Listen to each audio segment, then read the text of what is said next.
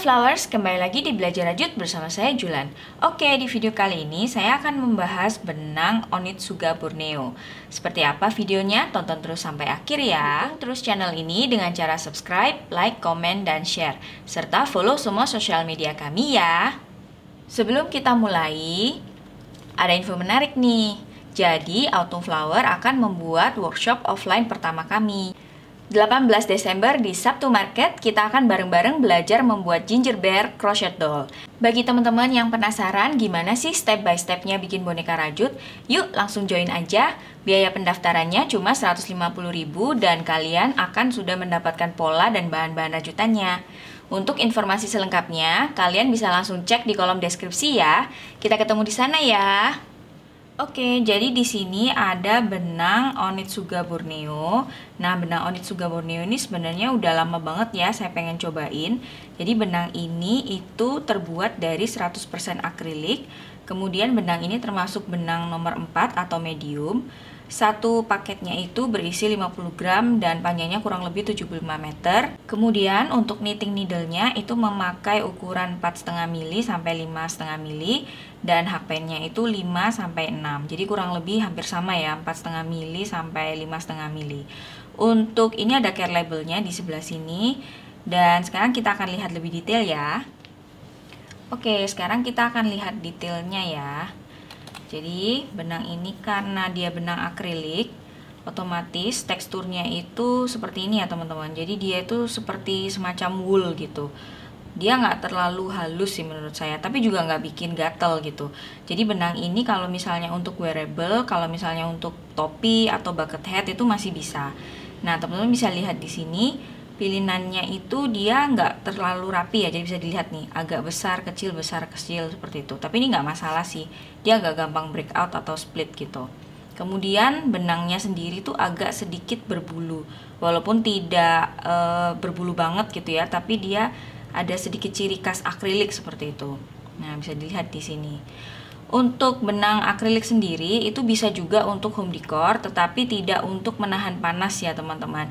Jadi kalau misalnya untuk sekedar coaster atau taplak meja itu masih bisa, atau tutup galon itu juga masih bisa. Tetapi kalau misalnya untuk pot holder yang bikin panas-panas itu, untuk memegang sesuatu yang panas itu saya tidak rekomen, karena akrilik itu gampang sekali untuk kebakar. Nah sekarang kita akan mulai merajutnya ya. Oke, jadi di sini saya menggunakan hakpen ukuran 4,5 mili ya teman-teman. Sekarang kita akan coba merajut. Jadi tekstur benang ini sendiri sebenarnya kalau menurut saya sih tidak terlalu halus, tetapi dia juga tidak gatel gitu di kulit. Kalau misalnya teman-teman mau bikin ini untuk amigurumi itu juga bisa banget sih. Warnanya juga banyak banget ya teman-teman. Dan benang ini juga bisa dibuat menjadi tas atau dompet. Kalau misalnya teman-teman tidak mau memberi furing atau lining ya, untuk tas atau dompetnya itu tidak masalah kalau menggunakan benang akrilik ini. Karena biasanya akrilik itu dia nggak terlalu gampang molor ya. Jadi kalau katun itu akan lama-kelamaan molor, kalau akrilik itu dia lebih stay gitu. Dan ketika dirajut, benang ini juga cukup nyaman sih. Nah, kurang lebih seperti ini ya hasilnya teman-teman.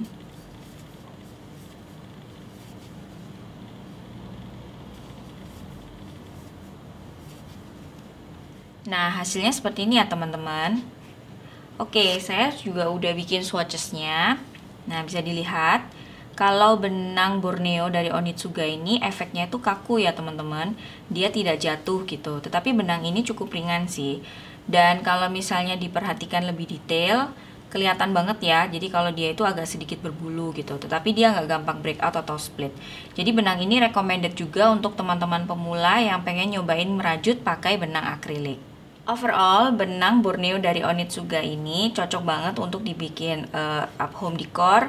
Kemudian bisa juga untuk tas dan dompet, bisa juga untuk amigurumi dan beberapa produk wearable, terutama untuk topi ya teman-teman.